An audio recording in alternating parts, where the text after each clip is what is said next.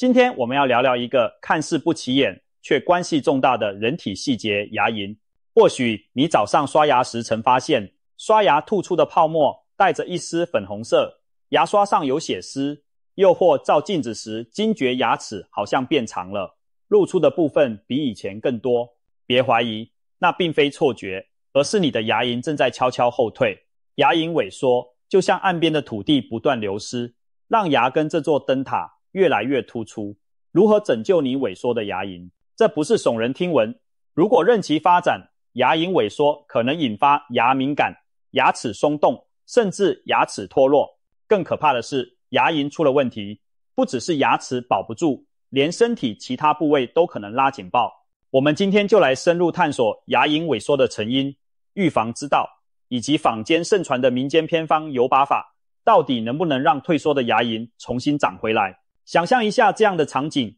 小明今年50岁，一天照镜子时皱起眉头，他发现自己笑起来，牙龈好像变少了，2颗犬齿的根部竟微微露出，颜色和牙冠不一样。他回想起20年前刷牙时偶尔牙龈出血，当时不以为意，觉得只是刷太用力。30多岁时，他的牙医曾提醒过他，牙结石严重，要定期洗牙，不然可能导致牙周病。小明嘴上答应，心想牙不痛就没事，结果几年没去看诊，直到40多岁，有时咬硬物感到某颗牙酸软无力，他才惊觉问题严重。如今进入中年，他发现牙缝变大，吃冰时酸得刺痛，甚至有颗门牙开始松动。原来他的牙龈早在不知不觉间一点点萎缩了。像小明这样的人并不稀奇，研究显示，约70%的50岁以上成人都有不同程度的牙龈萎缩。牙龈问题绝非老年人才有，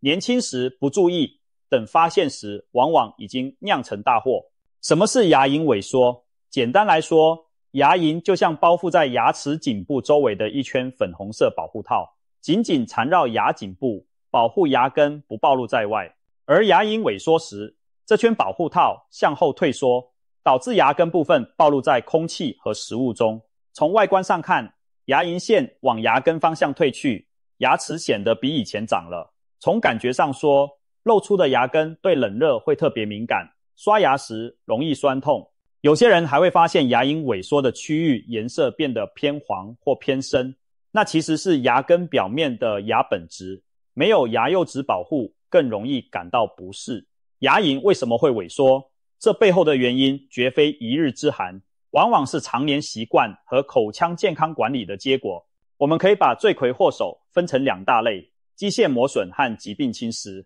此外，还有一些生理和生活因素的推波助澜。先说机械磨损，想象你的牙龈像一层柔软的橡皮泥，覆盖在牙根周围，正常刷牙如同温柔的擦拭。但如果你拿牙龈当地毯，用力猛刷，就像拿钢丝球刷洗锅子一样，橡皮泥般的牙龈会被一点点磨掉。刷牙太用力，使用过硬的牙刷毛，或是错误的刷牙方式，例如大力左右来回锯牙齿，都可能损伤牙龈边缘。长此以往，牙龈组织不堪重负，逐渐退让。很多人口腔卫生观念强，天天刷牙，却反而刷出了问题。他们相信用力刷才干净，殊不知已经把牙龈刷得节节败退。如果你每次刷牙，牙龈都出血，那很可能就是牙龈在向你哭诉，太用力了，我快撑不住。所以别再拿牙刷当锄头猛刨牙床，停止过度用力刷牙就是预防牙龈萎缩的第一步关键。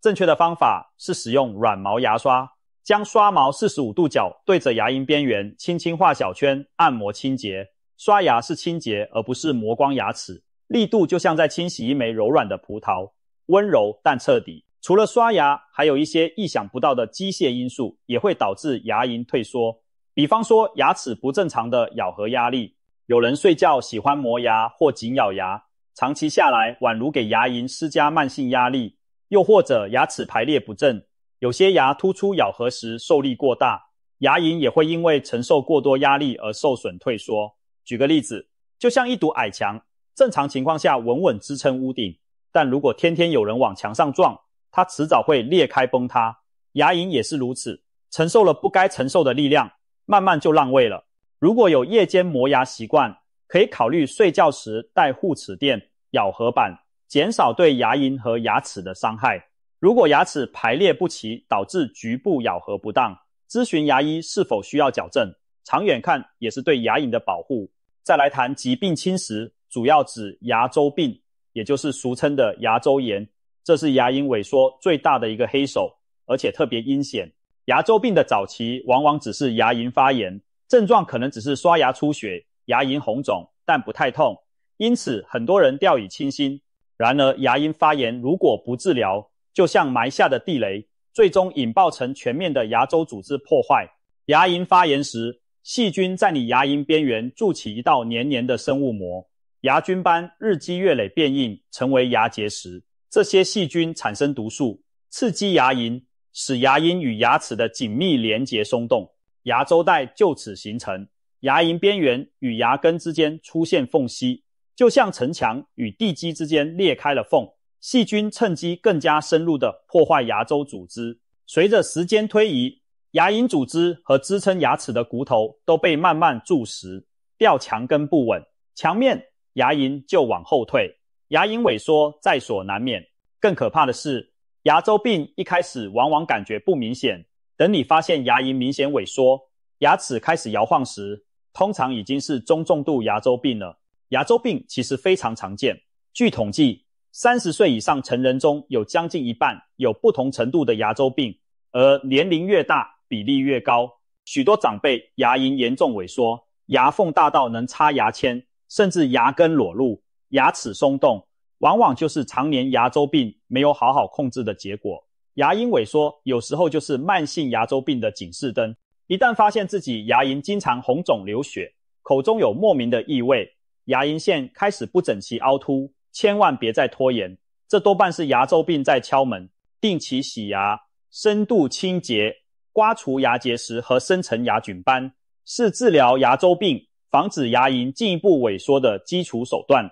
值得一提的是，有些生活习惯和全身因素也会让牙龈萎缩更容易发生，吸烟就是其中之一。老烟枪们常常牙龈暗红甚至发紫，这是因为烟草中的化学物质让牙龈局部血液循环变差，免疫力降低，细菌更容易肆虐。牙周病也特别偏爱早上吸烟者。更糟的是，吸烟会让牙龈发炎的症状被掩盖，烟里的尼古丁等收缩血管，导致即使牙周病严重，牙龈也不明显出血，看似没事。于是吸烟者往往错过了牙周病的早期讯号，一发现时牙龈已经大退却。还有糖尿病患者，血糖高的环境也有利于细菌滋长，伤口愈合能力又较差，因此也是牙周病的高风险族群，牙龈萎缩更常见。此外，荷尔蒙变化，例如孕期，可能导致牙龈更脆弱，容易发炎。有些人先天牙龈就比较薄，遇上稍微的刺激就容易退缩，这部分是基因体质因素。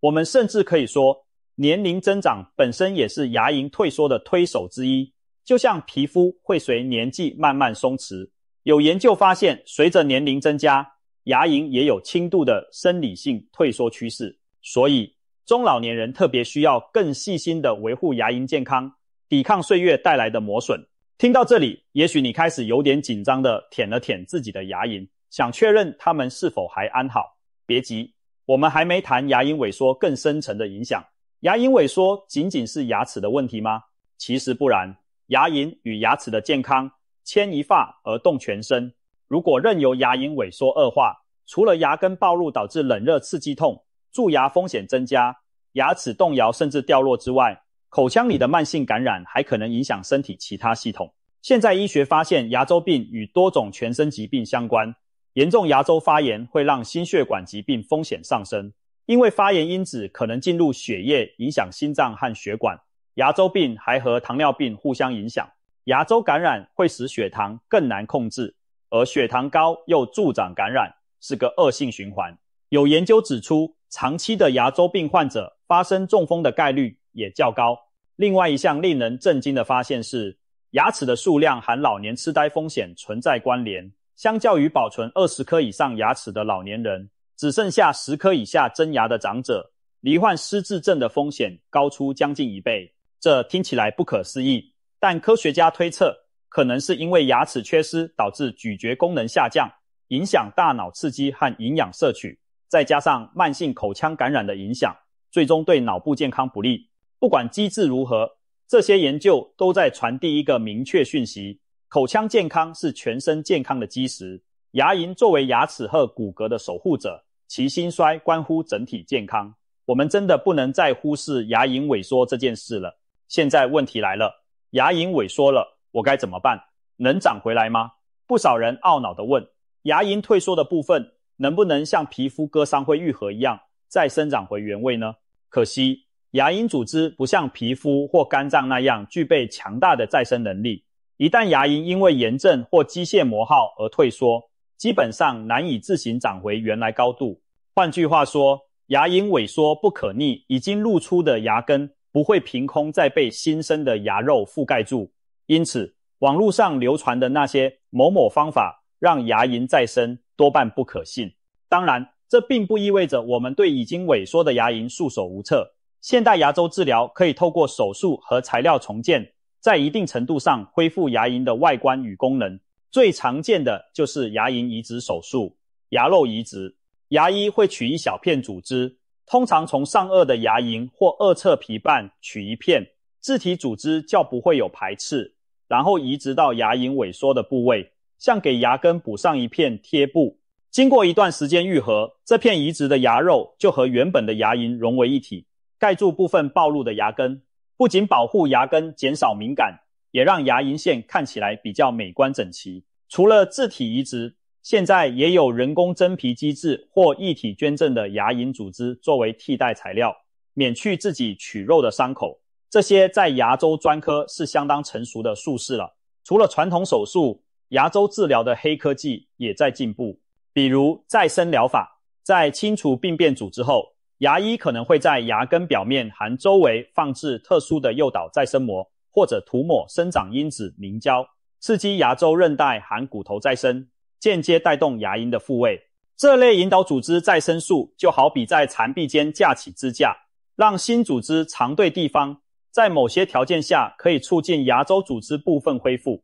不过，这通常适用于牙周病引起的局部缺损，且效果视病例而异，不能保证让牙龈回到原貌。另外，先进的雷射治疗也能辅助牙周病治疗，例如雷射辅助的新附着术，用特殊雷射精准清除感染组织和细菌，同时刺激牙龈的愈合，创伤小，恢复快。还有一种新兴的隧道技术，拼后微创手术，不用大切开，只在牙龈上方戳一个小孔，利用器械在皮下松动牙龈组织，然后将萎缩的牙龈往下拉，盖住牙根，再配合胶原蛋白膜支撑，几乎不缝线就能完成牙龈覆盖术。这些新技术让治疗牙龈萎缩变得微创且舒适许多，可谓牙周领域的革命性进展。不过必须强调，所有的治疗目的主要是预防进一步萎缩，改善外观，降低敏感。真的要让已退缩多年的牙龈长回原位，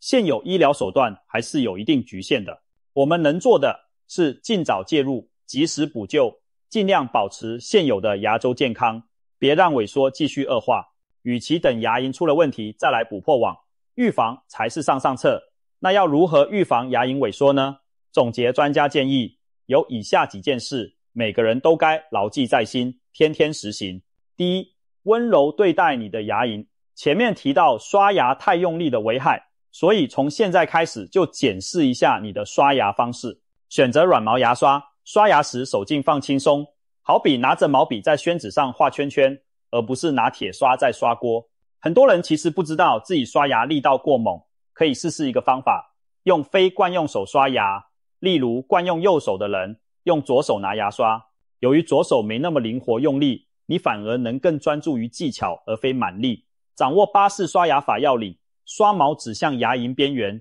震颤小幅刷动，每次刷2分钟，轻轻刷遍每颗牙的每个面。记住，清洁牙齿靠的是耐心和正确角度，不是蛮力。刷完牙别忘记清洁舌头，很多口臭细菌藏在舌苔上，刷干净舌头有助于口腔整体清洁，也间接保护牙龈免受细菌滋生的威胁。第二，养成使用牙线或牙尖刷的习惯，单靠刷牙还是有3成牙齿表面是刷毛无法触及的，特别是牙齿邻与邻之间的缝隙，就像两堵墙之间的窄小巷子，藏着刷不到的食物残渣与菌斑。如果任其累积，就变成细菌的大本营，攻击邻近的牙龈组织。所以每天至少一次使用牙线或合适尺寸的牙尖刷清理牙缝。初次尝试牙线的人可能会弄得牙龈出血，别害怕，那通常表示牙缝里有发炎或牙结石。把脏东西清出来，出血减少，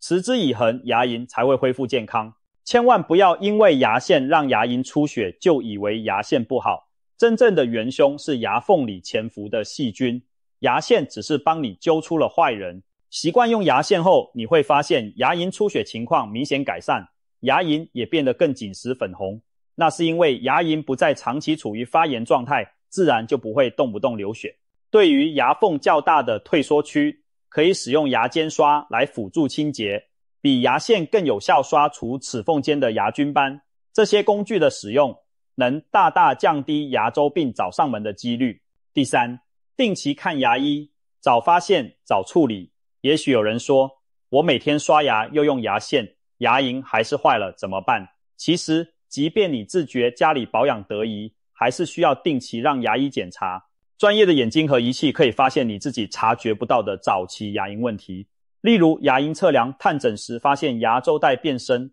或 X 光看见骨头吸收的迹象。一般建议每半年洗牙检查一次，如果已有牙周病病史的人，可能需要每3个月就回诊维护。很多人就是疏于定期检查，让小问题拖成大麻烦，别等到牙龈已经严重萎缩，牙齿明显松了才求助，那时治疗难度和花费都高出数倍。把洗牙当作保养而不是修理，每次洗牙清掉牙结石，就像给牙齿牙龈洗去盔甲缝隙里的污垢，让牙龈轻装上阵更健康。第四，注意饮食营养与生活习惯。饮食对牙龈健康的影响也许不像刷牙那么直接，但同样重要。要记得，我们的牙龈和牙周韧带也是由结缔组织构成，需要充足的维生素和营养来维持，特别是维生素 C 在胶原蛋白合成中扮演重要角色。早在几百年前，远航的水手缺乏蔬果，患上坏血病时，牙龈溃烂萎缩，牙齿纷纷掉落，几乎无药可救。直到有人发现补充柠檬和橘子可以奇迹般治愈这些症状，人类才认识到维生素 C 的重要。虽然现代人不会严重缺维吸到牙龈溃烂，但这个历史教训告诉我们，平常饮食应该摄取足量的水果、深色蔬菜等富含维生素 C 的食物，有助于维持牙龈的结缔组织强度和修复能力，降低发炎几率。再来，少吃甜食和碳酸饮料。糖分是口腔细菌最爱的养分，吃甜食后，如果口腔清洁不及时，细菌繁殖旺盛，牙龈也容易受累发炎。碳酸饮料中的酸性会软化珐琅质，并刺激牙龈，不管有无含糖，都要适量节制。值得一提的是，有研究发现，常喝绿茶对牙龈健康有某些益处。绿茶中富含儿茶素等抗氧化物质，还含氟，可以抑制牙菌斑细菌。日本有研究观察发现，常喝绿茶者牙周状况较佳，或许是茶里的有效成分在发挥抗菌抗炎作用。因此，日常不妨选择无糖绿茶作为饮料之一，既解渴又可能帮助口腔抑菌。当然，绿茶喝完最好漱口，以免茶垢染色牙齿。饮食均衡，营养充足，加上避免烟酒刺激，维持健康的生活方式，牙龈也会更有抵抗力。最后，我们来谈谈民间流传的牙龈自救偏方。这当中最近最火热的莫过于所谓的油把法。网络上盛传，只要每天用椰子油或芝麻油在口中含漱15分钟，不但能美白牙齿、消除口臭，还有人宣称对牙周病、牙龈萎缩有奇效，甚至声称牙龈会再生。乍听之下，仿佛只要厨房里一匙食用油，就能解决牙周困扰，未免太美好。然而真相究竟如何呢？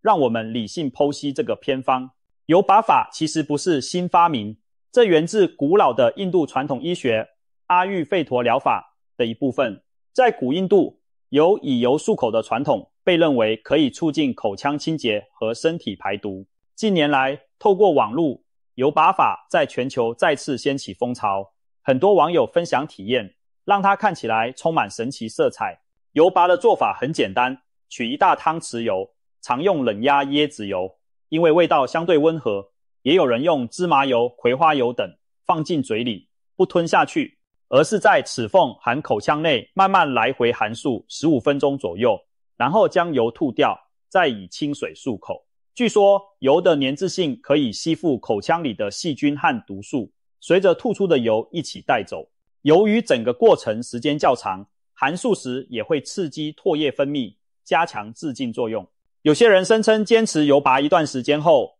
牙龈出血减少，口气清新，牙齿感觉光滑了。这些分享让更多人趋之若鹜，希望借此改善牙龈健康。然而，科学界对油拔法的评价相当保留，许多牙医专业组织都明确表示，油拔法可以作为辅助，但不能替代正规刷牙和牙线。究其原因，目前的临床研究并没有充分证据证明油拔有额外的奇效。一些小型研究的确发现，油拔对牙菌斑和牙龈炎有轻微的改善作用。例如，用椰子油油拔2周后，牙菌斑指数和牙龈出血指数略有下降，显示长时间含油漱口的物理动作多少能减少部分牙菌斑，舒缓轻度牙龈发炎。这点其实不难理解，漱油15分钟本身就是在机械性的冲刷牙齿表面，加上某些油如椰子油天然具有温和的抗菌性，所以短期内细菌数量可能会下降一些。也有牙医表示，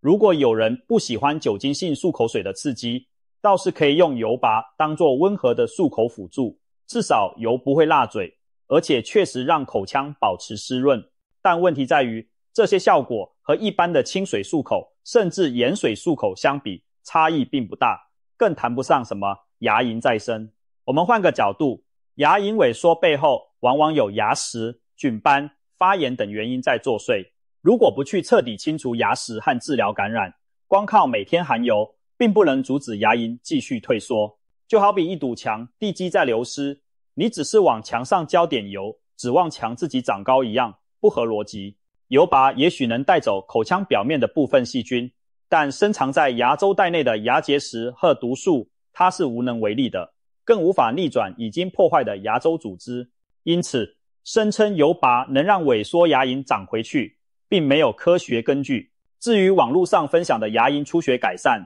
多年牙周问题痊愈等案例，很可能是因为那些人同时也改善了口腔清洁习惯，或本身只是轻度牙龈炎，并没有真正的牙周组织破坏，所以透过加强口腔清洁，无论是油拔还是勤漱口、勤刷牙，就好转了。真正重度的牙周病患者，单靠油拔绝对不够。此外，油拔法本身也有需要注意的地方。首先，含漱那么久对很多现代人来说并不容易坚持，15分钟不间断地漱，嘴巴和下颌肌肉都可能酸痛。其次，有些人可能因为觉得用了油拔就懒得刷牙或用牙线，这反而得不偿失。正如专家所说，油拔可以做，但绝不能取代每日2次认真刷牙，1次清牙线。还有，油拔完一定要把油吐干净，并充分漱口刷牙，因为残留的油混着析出的细菌若停留在口中，反而可能造成不适。此外，千万别吞下漱过口的油，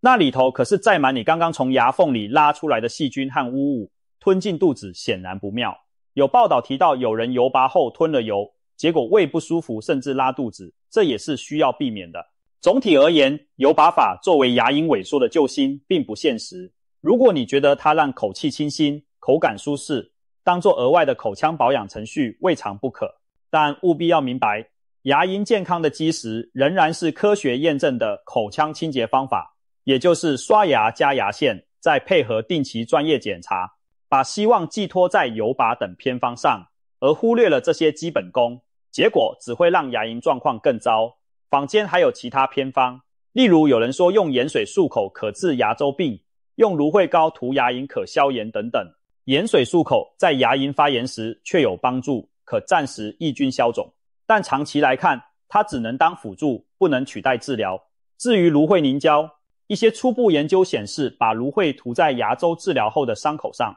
似乎有促进愈合、减少细菌的作用，但这通常配合专业治疗使用，自己随便抹效果有限，也请谨慎。所幸大多数偏方只要不危害健康，抱着辅助心态尝试无妨，但绝不能本末倒置。聊了这么多，我们不妨回到最根本的问题，我们该如何拯救萎缩的牙龈，并预防牙龈萎缩？答案或许没有奇迹，妙方却非常明确，那就是用科学的态度加上持之以恒的行动，细心照料我们的牙龈。首先，马上检视自己的口腔习惯，把那些可能伤害牙龈的坏习惯统统改掉，停止暴力刷牙，戒掉抽烟、嚼槟榔这类明知伤牙的嗜好，饭后别再偷懒省略牙线，取而代之的是建立良好的清洁 routine， 早晚认真刷牙，选对牙刷和手法，每天清理牙缝，饭后以清水或茶水漱漱口，少吃黏甜的点心宵夜。